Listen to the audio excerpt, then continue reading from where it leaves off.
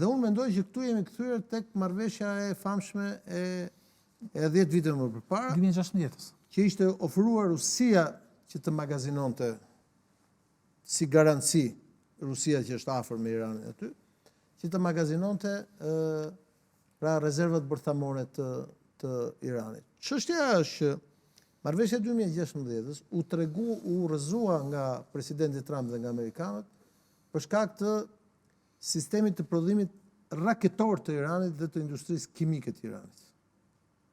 Kjo ishte arsye pse Trumpi doli nga marrëveshja me Iranin në 2018. Dhe koha, kjo luftë, tregoi që paskën pas të drejtë. Irani ka një sistem raketor shumë të zhvilluar. Pra një vendi që ka këtë sistem raketor nuk mund t'i japësh edhe armën bërthamore, sepse një moment caktuar mund ta bëjë atë që thotë. Pra zhdukjen e Izraelit